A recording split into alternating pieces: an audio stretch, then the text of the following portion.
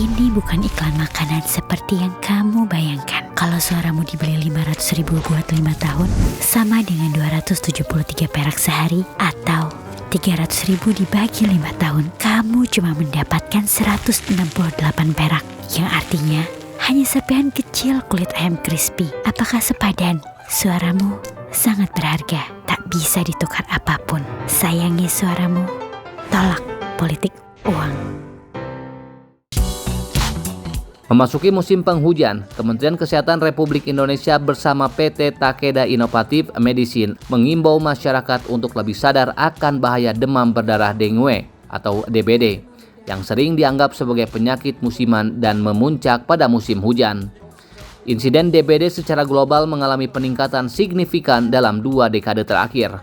Berdasarkan data Kementerian Kesehatan, hingga minggu ke-42 tahun 2024, terdapat 203.921 kasus DBD di 482 kabupaten kota di 36 provinsi dengan 1.210 kematian di 258 kabupaten kota di 32 provinsi.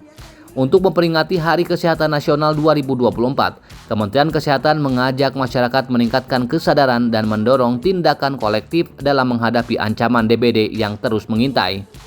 Dirjen Pencegahan dan Pengendalian Penyakit Kementerian Kesehatan, Dr. Agus Handito menyatakan bahwa pemerintah telah mengambil pendekatan komprehensif melalui Strategi Nasional Penanggulangan DBD 2021-2025. Hal tersebut disampaikan Dr. Agus Handito dalam sambutannya pada acara talk show bertajuk Lindungi Keluarga Anda dari Ancaman Dengue yang diselenggarakan di Jakarta Convention Center beberapa waktu lalu. Gerakan satu rumah satu jumantik atau GIRIDS dengan serentak melalui gerakan 3x10, yaitu meluangkan waktu 10 menit pada setiap pukul 10 pagi selama minimal 10 minggu berturut-turut setiap hari Minggu untuk melaksanaan PSN 3M+ dan kegiatan lain untuk mencegah penularan infeksi dengue. Kegiatan ini harus menjadi gerakan masyarakat yang serentak, masif, terorganisir, terukur, dan berkesinambungan. Saat ini terdapat 2 vaksin dengue yang telah mendapat izin edar dari Badan POM RI yang sementara ini dapat digunakan menjadi vaksinasi dengan skema pilihan berbayar, bekerjasama dengan pihak organisasi profesi di Indonesia. Saat ini sedang dilakukan kajian dan untuk mendapatkan rekomendasi dari ITAGI, Indonesian Technical Advisory Group on Immunization, untuk dapat dipergunakan dalam program secara luas berskala nasional. Pemanfaatan inovasi berupa teknologi nyamuk berwolbachia yang dalam penelitian di Yogyakarta dan negara-negara lain seperti Brazil, Australia, Vietnam, dan lainnya terbukti efektif untuk pencegahan dengue. Saat ini sedang dilakukan implementasi wolbachia di 5 kota sebelum diperluas dalam skala nasional. I think we've come a long way, and a very important role plays the media. So thank you all for helping really to educate the Indonesians about the danger of dengue and the different ways of how to prevent it. So I think in terms of education, we have taken a big step.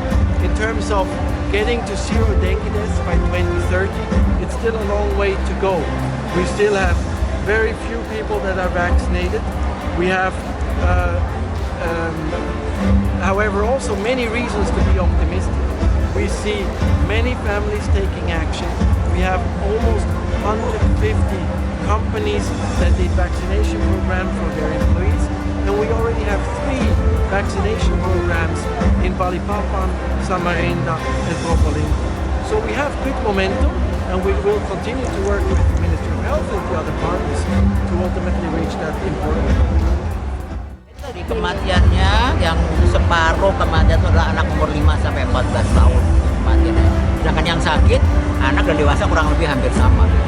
Dari 800 yang meninggal itu, separuhnya adalah anak usia sekolah 5 sampai 14. Kenapa di usia itu jadi fatal gitu? Kenapa? 1, dia nggak punya kekebalan pasti. 2, gigitannya sering kali di sekolah.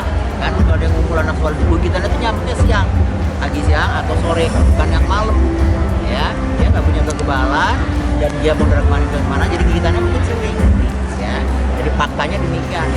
Tapi seberapa besar sih tingkat efektivitas vaksin ini untuk mencegah? 84% dia mampu menurunkan. Jadi tadinya 100 misalnya, hanya tinggal 14 ya. Tapi tetap masih berpotensi kena atau tidak? Semua vaksin tetap tidak melindungi 100%. Tetap bisa kena tapi jauh lebih ringan daripada yang belum divaksin.